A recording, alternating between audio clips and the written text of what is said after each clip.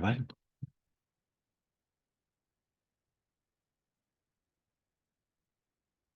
Hola, hola, que el Señor les bendiga a todos ustedes en este día jueves, día jueves 19 de septiembre del 2024. Sean todos bienvenidos a este canal para poder, ¿cierto?, compartir algunos principios espirituales y a la vez también poder encontrar las herramientas para poder armar nuestros sermones, que es el propósito de este canal. Bien, quiero el día de hoy compartir con usted un tema que hay algunos hermanos que hemos estado conversando de esto con respecto a la fortaleza, a las fortalezas espirituales, al poder estar siempre animado, al poder estar siempre gozoso sirviendo al Señor, porque un día somos, otro día no somos, un día estamos bien, otro día estamos caribajo, otro día estamos sirviendo al Señor poderosamente y otras veces estamos muy decaídos. Entonces, el tema de la fortaleza espiritual, de la fortaleza en Dios, el de poder ser de una sola línea, el poder estar siempre firmes, eh, es un tema que realmente a veces a muchos hermanos les cuesta, así que vamos a compartir el día de hoy algunos principios importantes para poder, ¿cierto?, estar firmes en el Señor y de esa forma poder, ¿cierto?, enfrentar todo lo que tenga que ver con las armas o las acechanzas, en este caso del maligno. Sabemos que nuestra lucha no es contra carne ni contra sangre, sino contra principados, contra potestades, contra gobernadores de las regiones celestes. Y bueno, vamos a ir viendo, ¿cierto?, algunos principios que nos van a ayudar a poder mantenernos siempre firmes en el Señor. Bien, lo primero que quiero yo que usted vea acá es que vamos a hablar de la fortaleza espiritual. El texto dice en el Salmo 46, eh, del verso 1 al verso 2, dice, Dios es nuestro amparo y fortaleza. Él es nuestro pronto auxilio en las tribulaciones. Por eso no temeremos, aunque la tierra tiemble, aunque los montes se derrumben, en el corazón del mar, nosotros seguiremos confiando en el Señor. Isaías dice, oscuridad habrá en las naciones, guerras y rumores de guerra, pero sobre sus hijos amanecerá el sol de justicia. Es decir, nosotros una vez que aceptamos al Señor en nuestro corazón, vivimos bajo cielos abiertos. Fue lo que Jesús le dijo a Natanael cuando lo encontró debajo de la higuera. Así que es importante que entendamos que nosotros tenemos una fortaleza espiritual que Dios nos ha dado, la cual, cierto, tenemos que aprender a usar, a trabajar, a cuidar, a alimentar, cierto, una fuerza que el Señor a nosotros nos da como hijos de Dios. Por lo tanto, el libro de Efesios, en el capítulo 6, verso 10, dice, por lo demás, hermanos, fortaleceos en el Señor. Aquí puede que a lo mejor usted encuentre que estos principios que vamos a entregar son tan básicos, pero siempre estos principios básicos traen una profundidad tremenda. Por lo demás, hermanos míos, fortaleceos en el Señor y en el poder de su fuerza. Esto es importante porque la fuerza de nuestro Dios no es una fuerza humana. Nosotros no tenemos esa fuerza humana porque nosotros humanamente nos desgastamos, humanamente nos cansamos. La Biblia dice que los jóvenes, los ancianos, los adultos se fatigan y caen. Nosotros tenemos debilidades, debilidades emocionales, debilidades espirituales. Pero solamente en Cristo, solamente en el Señor vamos a tener esta fortaleza espiritual que nos va a ayudar, nos va a capacitar, nos va a mantener firme en la fe en un momento de prueba, siempre y cuando estemos bajo la obediencia a Dios. A pesar de la prueba y las dificultades, mientras usted se encuentre en obediencia, Dios va a fortalecer sus brazos, sus rodillas paralizadas, va a fortalecer su fe. Y aunque las circunstancias que lo rodean digan lo contrario, usted sabe en quién ha creído. Si Dios ha dicho que lo hará, Él lo hará. ¿Cómo? No lo sé. Eso queda dentro de la soberanía de Dios. Por lo tanto, usted solamente tiene que estar fortalecido en el Señor y en el poder de su fuerza. Ahora, ¿cómo yo puedo estar fortalecido en Dios si no oro, si no me congrego, si no canto, no alabo su nombre? Que también son parte importante de esta fortaleza. El libro de Isaías, en el capítulo 40, en el verso 31, dice, pero los que esperan a Jehová tendrán nuevas fuerzas, levantarán sus alas como las águilas, correrán y no se cansarán, caminarán y no se fatigarán. Estos son los que esperan en Jehová. Estos no son los que corren humanamente una carrera por un tiempo o pelean una batalla, sino que estos son los que pelean con Dios, en el tiempo de Dios, con la fortaleza, el respaldo y el escudo de Dios. Los que esperan en Jehová tendrán nuevas fuerzas, levantarán sus alas como las águilas, correrán y no se cansarán. Usted ha conocido hermanos que llevan años caminando en el Señor, alabando, y siempre están gozosos, contentos, aunque vengan dificultades y pruebas, ellos siempre están felices porque ellos han entendido que servir a Dios no significa estar libre de problemas. Servir a Dios no significa estar exento de situaciones, sino que ellos entienden que en medio de ese problema, en medio de ese conflicto, es donde más tienen que alabar y bendecir el nombre del Señor.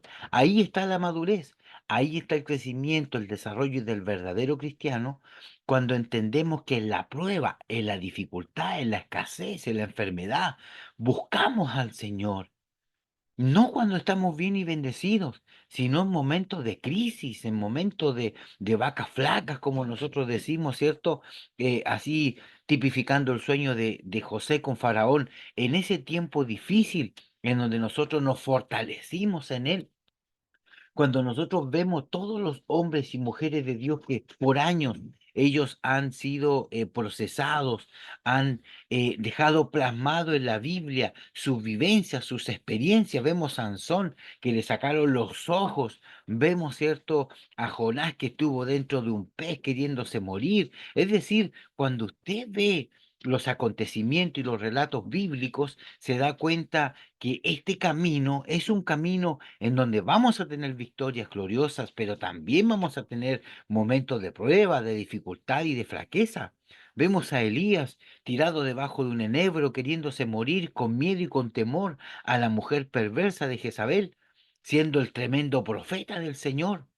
Es decir, emocionalmente y espiritualmente vamos a tener flaquezas y nuestras fortalezas y fuerzas en su momento se van a desgastar. Tenga muy en cuenta esta palabra fortaleza, porque yo voy a hablarle algo con respecto a la fortaleza que muchas veces nosotros no conocemos. ¿Por qué? Porque, claro, si vemos la fortaleza del punto de vista bueno, de que Él nos fortalece, nos ayuda, nos levanta, pero también vemos que la fortaleza sirve, ¿cierto? En este caso, para algunos, para decir, oye, ¿por qué te invito a la iglesia? Te invito, vamos a alabar al Señor. Y no quieren ir, no quieren ir porque ellos también tienen su fortaleza, sus argumentos por los cuales no quieren ir. Recuerde que la fortaleza es algo que se construye. Nuestra fortaleza está construida, nuestra casa está edificada sobre la roca que es Cristo. Pero también hay gente, hay personas que usted le invita a la iglesia y no quieren ir. Y tienen sus razones, sus motivos y tienen su propia fortaleza para protegerse, para no ir. Así como hay hombres y mujeres de Dios, también las tinieblas se preocupan de poder, ¿cierto?, fortalecer a ciertas personas para que no entiendan el evangelio, la luz del evangelio y de Cristo no llegue a sus vidas. Y esto es algo que aparece en el texto en el libro de Corintios. Vamos a ver más adelante con respecto a eso. El papel de la oración en la fortaleza espiritual. Filipenses 4, del 6 al 7 dice: Por nada estéis afanosos, sino sean conocidas vuestras peticiones delante de Dios en toda oración y ruego. Estamos claros de que la oración es algo cierto que el Señor nos enseñó, ya, y el ruego tiene que ver con la súplica. La oración es una conversación con Dios que nace desde el corazón, ya, y con acción de gracia. Esto es importante porque muchas veces un día un hermano me preguntaba y me decía, pastor, pero ¿qué es lo que es la gracia? La gracia es Cristo. La gracia es Cristo. Así, en palabras precisas y cortas, la gracia de Dios es Cristo. Él fue entregado por gracia. Dice, la gracia y la misericordia nos fueron dadas, que es Cristo. Entonces, la gracia de Dios, dice, delante de Dios con toda oración y ruego y con acciones de gracia, es decir, con acciones de Cristo. Cristo es todo y en todo en nuestra vida cuando nosotros nacemos de nuevo. Dice, y la paz de Dios, que sobrepasa todo entendimiento, cuidará tu corazón y tus pensamientos en Cristo Jesús. Es decir, la oración te cuida, cuida tu corazón, cuida tus pensamientos, ya, y te da entendimiento. Esto es muy importante porque mucha gente, muchos hermanos no oran, pero la oración es demasiado importante. Bien, vamos avanzando con respecto al tema de las fortalezas. Dice el texto en el Salmo 119, 105, la palabra de Dios como fuente de fortaleza. Lámpara es a mis pies tu palabra y lumbrera a mi camino. Es decir, lámpara es a mis pies tu palabra. Es decir, la palabra alumbra, en este caso sería la palabra alumbra nuestro caminar. Eso es lo que está queriendo decir, que tu palabra alumbra nuestro caminar, nuestros pies. La Biblia nos guía y fortalece en momentos de debilidad y de duda. Mucha gente le tiene miedo a la oscuridad. La lámpara, que es su palabra que trae luz a nuestra vida, nos da claridad, nos da luz en medio de las tinieblas de un pensamiento, en medio de las tinieblas. Si lo miramos humanamente, un lugar que está oscuro, usted arroja un poco de luz y ilumina todo el lugar, porque la luz disipa la tiniebla, la luz disipa la oscuridad, la luz disipa la duda, la inquietud. La luz de Dios es lo que trae la paz, la calma al ser humano. Una persona con paz y con calma es un hijo del Señor que ya ha sido probado, ha sido procesado, en donde la palabra del Señor, ¿cierto?, está en su vida. Muy bien, la fe como pilar de fortaleza. Es pues la fe, la certeza de lo que se espera y la convicción de lo que no se ve. Esto, al parecer, muy conocido por todos, pero la fe, ¿qué es la certeza? La certeza es la seguridad, ¿cierto? Es decir, la certeza no es algo como a la suerte o al azar, no, es certero, sí o sí da seguridad. Y cuando usted tiene una seguridad, usted tiene también una confianza. Entonces, la fe que tenemos nosotros es segura, es confiable, es certera, y dice en el mismo Hebreos 11, en el verso 3, dice, por la fe conocemos. Por la fe conocemos o por la fe entendemos. Es decir, tenemos nosotros una fe inteligente. La fe que es la fe de Cristo, la fe que es la fe de Dios, es una fe inteligente, ¿ya? Por lo tanto, es pues la fe, la inteligencia de la confianza, la seguridad y la certeza de lo que se espera. Y aquí está la convicción. Convicción es seguridad, es claridad. Es la convicción de lo que no se ve. Por lo tanto, la fe no solamente es algo maravilloso de tener como un don, porque recuerde que la fe es un don, pero la fe también en nuestra vida es probada. Dios va a probar la fe, ¿cierto? A través de tres principios importantes. Primero, la economía. Dios va a probar su fe a través de la economía. Es decir, en algún momento usted no va a tener.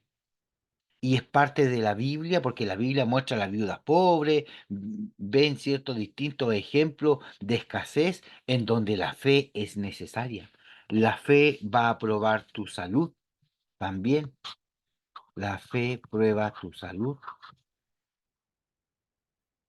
También en la Escritura vemos hombres que tenían enfermedades y su fe los mantenía en pie. Para poder tener una fe sana, no solamente Dios va a probar su economía, va a probar su salud, sino también va a probar, ¿cierto?, sus emociones, que muchas veces eh, se dejan a un lado. Las emociones serán probadas también por la fe. Por lo tanto, la fe, aparte de ser un don y como un músculo que va creciendo cada día, la fe va a ser probada. Y Dios va a probar la fe y se va a hacer de dificultades, de aprietos, de escasez, de enfermedades, de confusión, de pena, de alegría, de tristeza, que son emociones, para poder valerse y probar la fe que realmente usted y yo decimos tener delante del Señor. Muy bien, vamos a ver ahora el poder del Espíritu Santo en medio de esta fortaleza espiritual. Pero recibiréis poder cuando haya venido sobre vosotros el Espíritu Santo, dice el texto, y me seréis testigos. Es decir, cuando el Espíritu Santo llega a la vida de una persona, usted podrá hablar en lengua, podrá sentir una infinidad de cosas bonitas y especiales, ya mover la cabeza, recibir, ¿cierto?, con poder, como una electricidad. Usted verá cómo, ¿cierto?, el Señor la va a usar, pero dice el texto, la Biblia dice que recibiréis poder. Este poder es dunamis en griego, dunamis. Recibiréis dunamis, poder, cuando haya venido el Espíritu Santo. ¿Y ese poder para qué lo que es? Para testificar, dice testigo, y me seréis testigo en Jerusalén, en Judea, en Samaria, hasta los confines de la tierra. Significa que el Espíritu Santo es el agente que Dios deja para hacer su obra evangelística. Cuando Cristo muere y resucita, junta a sus discípulos y le dice, yo me voy a ir, pero no lo voy a dejar solo a ustedes, les voy a dejar al Espíritu Santo y aparte de eso les voy a dejar un trabajo. Y ese trabajo va a ser ir por todo el mundo y predicar el Evangelio y a toda criatura y todo aquel que creyere y fuese bautizado será salvo. Y ahí ustedes le enseñarán todas estas cosas que es la palabra. Mateo 28, 19 y 20. Esa es la gran comisión, el gran trabajo que Dios nos dejó. Él se fue, pero Él dejó un trabajo. Cuando Él vuelva va a decir, ¿qué hiciste con el trabajo que yo te di cuando yo me fui? Lo mismo que da los mismos ejemplos que le da al jornalero, que le da a aquel que le dejó los talentos. Yo a uno le di 5 talentos, a otro 3 talentos, a otro un talento y así. Dios dejó un trabajo. Jesucristo dejó un trabajo y ese trabajo cuando Él vuelva va a pedir cuenta. ¿Cuál es ese trabajo? Mateo 28, 19 y 20.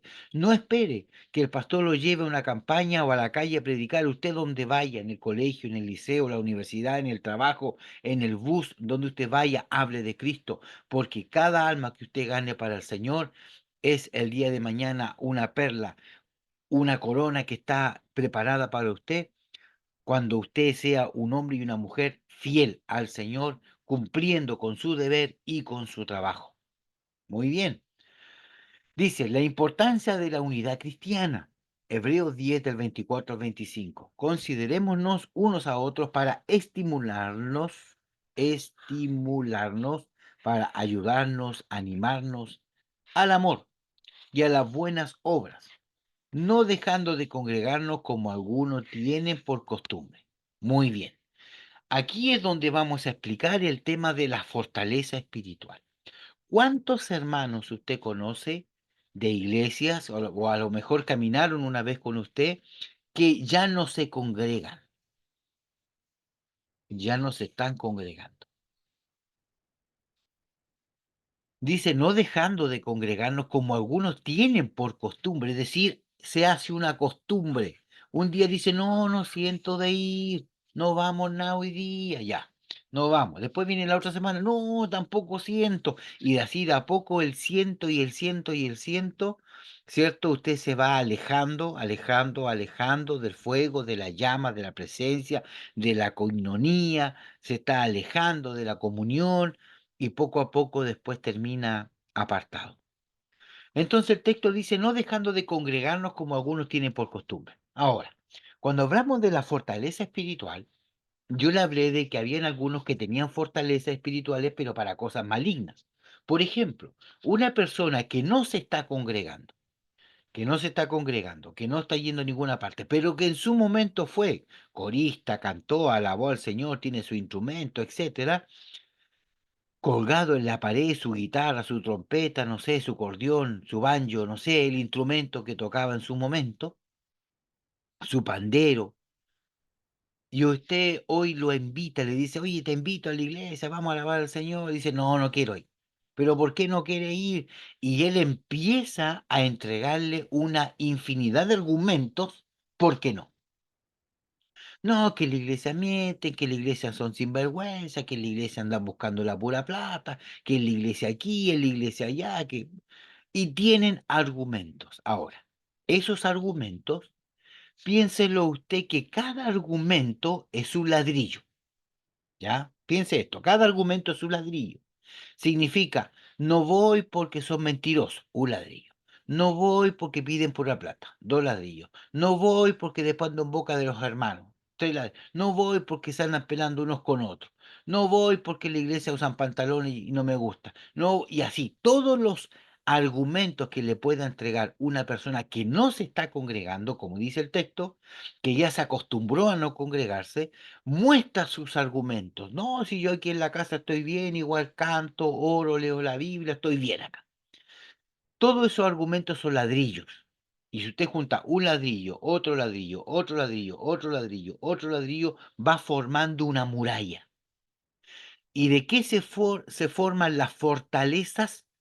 De ladrillos que hacen una gran muralla. Si nosotros vemos una fortaleza, como un castillo, ¿cierto? Que la ciudad está dentro del castillo, que está por fuera, fortaleciendo la seguridad de los habitantes de ese castillo, esa fortaleza da seguridad.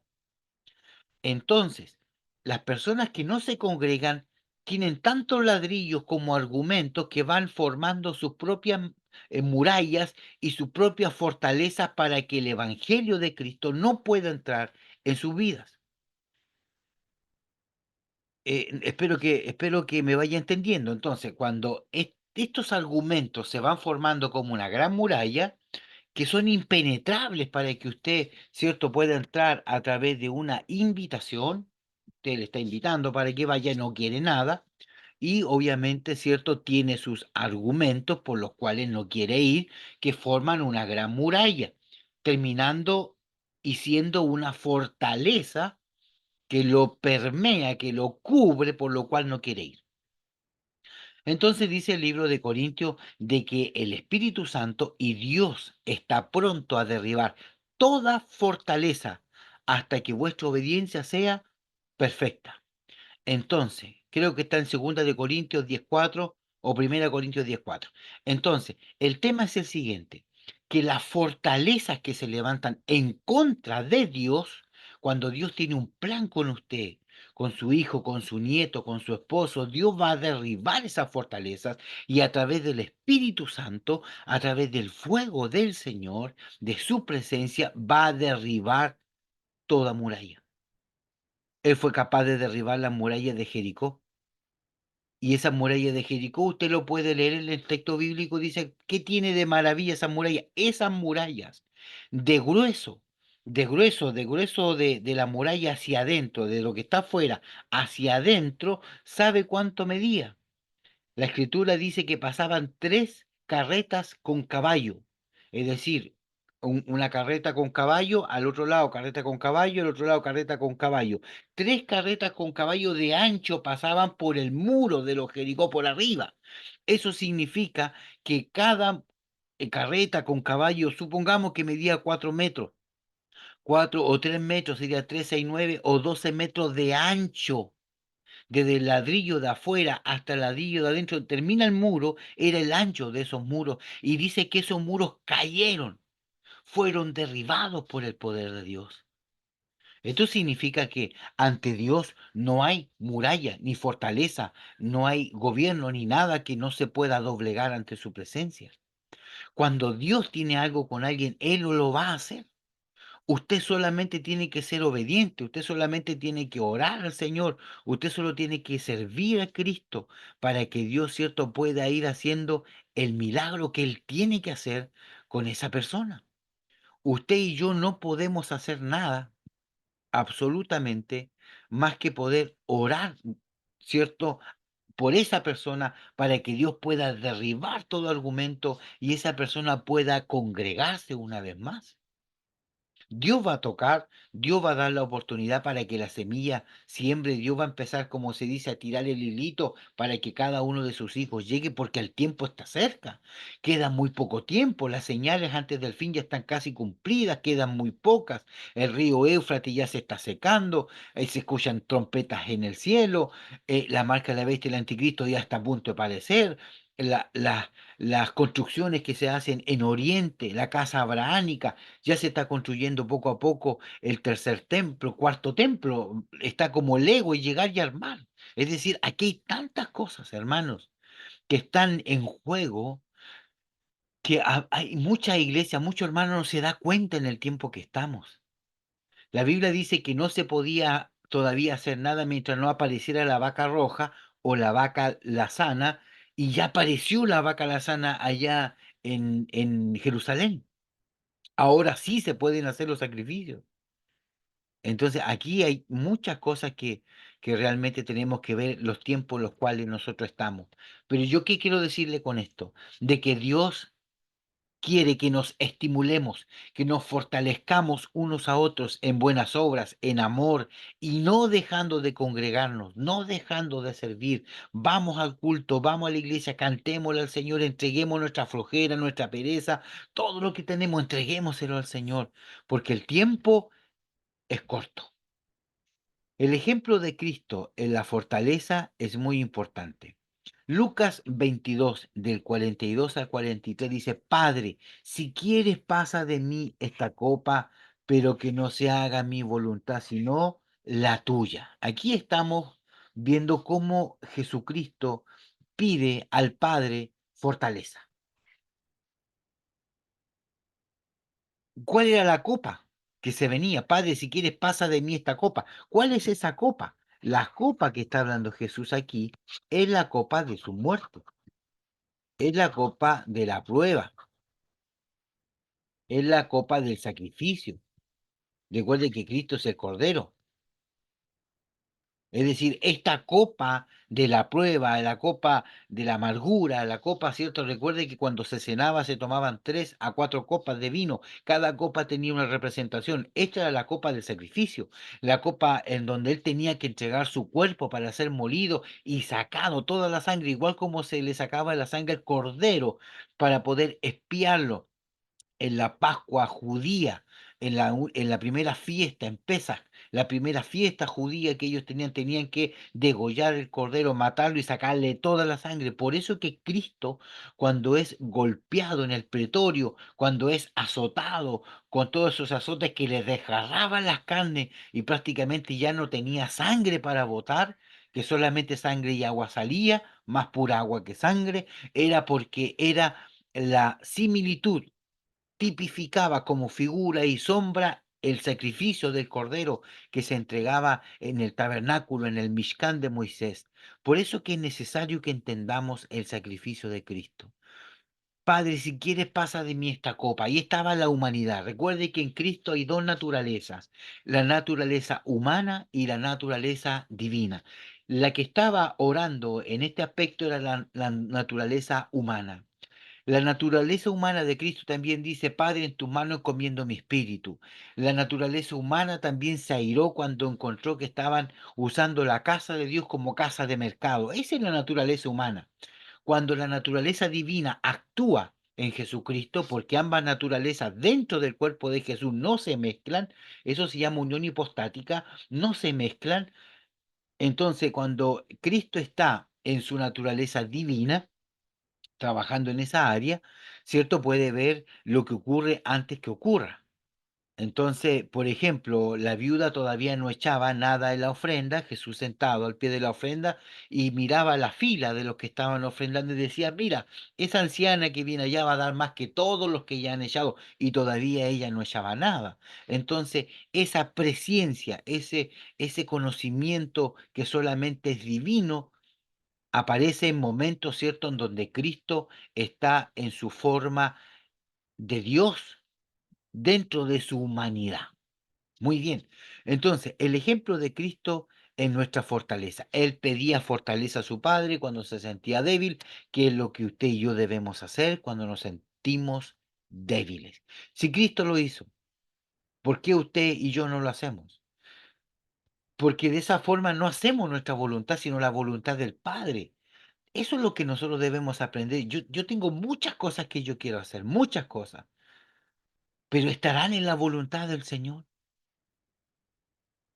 Pasa de mí esta copa, que no se haga mi voluntad, sino la tuya, Señor. Estamos hablando de la fortaleza espiritual. La prueba como oportunidad para crecer en fortaleza. Santiago 1, del 2 al 3 dice, hermanos míos, tened por sumo gozo, es decir, alégrate, alégrate, hermano, gózate, cuando halléis en diversas pruebas. Algo difícil, sabiendo que la prueba de vuestra fe produce paciencia. ¿Cuánto usted le ha pedido, Señor, dame paciencia con este hijo, dame paciencia con este hermano, esta hermana? Significa paciencia, prueba. Paciencia es sinónimo de dificultad, de prueba, de aflicción, porque a través de las muchas pruebas se forja la paciencia. Nadie es paciente de la noche a la mañana.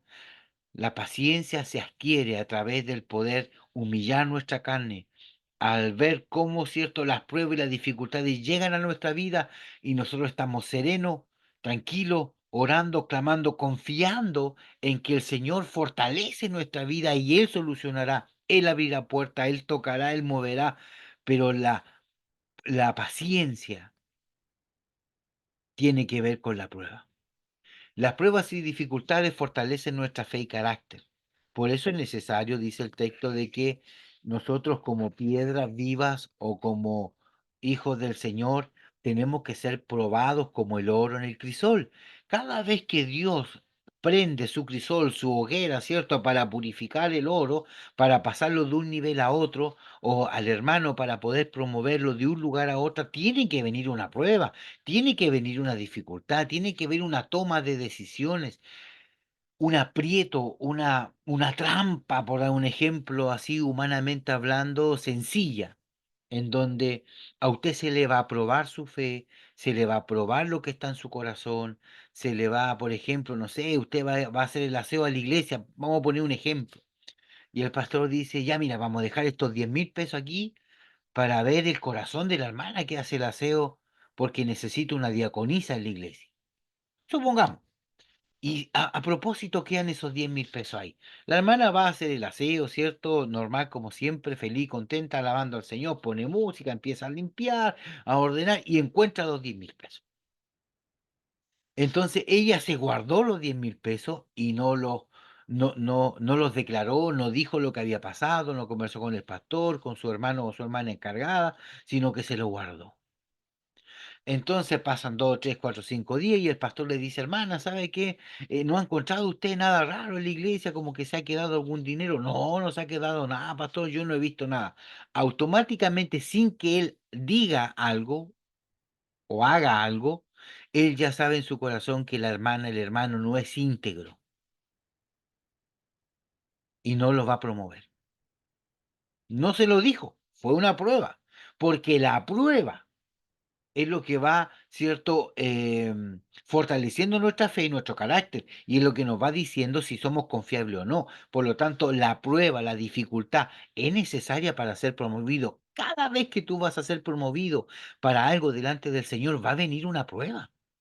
Imagínate cuando Daniel estaba en el foso de leones porque él estaba orando a su Señor y no se iba a inclinar ante ninguna estatua. Y él orando, después lo acusan, ¿cierto? Van acusadores y lo van a enfrentar contra el rey. Y él le dice, "Uta, David, Daniel, tú me caes re bien, pero no obedeciste mi edicto, no se preocupe, Señor". Y lo tiran a los leones, después lo van a ver. El rey afligido por cómo estaba Daniel y lo vio que estaba sano, dijo, ahora todos alaben al Dios de Daniel. Es decir, no hay prueba ni dificultad sin que haya una promoción, sin que no haya un cambio de estatus, de nivel espiritual.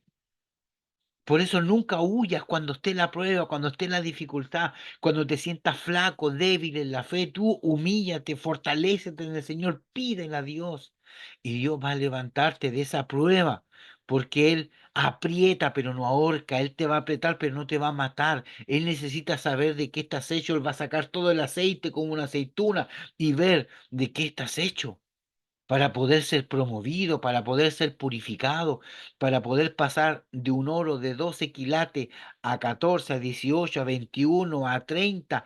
Son niveles de purificación, son niveles de prueba en donde Dios va a ir trabajando en tu vida para poder ver de qué está hecho usted y de qué estoy hecho yo, mi hermano. Fortaleza espiritual. La esperanza es la victoria final. Romanos 8:37 dice, ante todas estas cosas, somos más que vencedores, toda prueba, dificultad, por medio de aquel que nos amó. Nuestra fortaleza espiritual está arraigada en la esperanza de la victoria final de Cristo. Es decir, nosotros sabemos que Cristo viene, Cristo está pronto a su venida, Él va a llegar y automáticamente cada uno de nosotros va a ser probado, va a ser procesado a su debido tiempo, con sus debidos procesos, y Él nunca va a poner una carga que usted y yo no podamos llevar. Por lo tanto, yo quiero animarle en el nombre del Señor que usted si está pasando por pruebas, por dificultades, si está pasando por escasez, por enfermedades incurables, por la mala noticia del médico, o está entubado en un hospital con aparatos en su cuerpo para ayudarle a que su cuerpo reaccione, confíe en el Señor, fortalezcase en Dios, porque Él nos sacará en victoria, sea que vivamos o que muramos, somos del Señor. Si Él nos va a levantar y nos va a promover, o si no, Él nos va a sanar y nos va a rescatar y nos va a llevar, que se haga su voluntad y no la nuestra, como oró Jesús, que se haga tu voluntad y no la mía, porque yo no quiero fallarle al Señor. La fortaleza espiritual es algo que se tiene que ir trabajando y madurando en el tiempo. Usted no nace de la noche a la mañana con fortaleza. Esto es lo que yo le puedo entregar el día de hoy. El Evangelio es un camino de largo aliento. No se apure en correr, corra la carrera, como dice Pablo, con paciencia, corra bien, no ande con lastre, corte los lastres, las anclas que están no permitiendo que avance y corra, pelee esta batalla, camine este camino de salvación y de fe en paciencia, en fortaleza y viva sus procesos. Si tiene que llorar, llórele. Si tiene que reír, ría. Si tiene que invertir, invierta. Si tiene que hacer, bueno, Dios proveerá. Pero cada momento, cada etapa de su vida, vívalo en el Señor y en el poder de su fuerza, como decía el texto al inicio. Desde acá le bendigo en el nombre del Señor y espero que estas pequeñas cápsulas de información, de prédicas, de sermones, de bosquejo le puedan ayudar a su vida espiritual. Que el Señor le bendiga. Nos vemos en el próximo video, si Dios así lo quiere. Muchas gracias y muchas bendiciones. Shalom, shalom.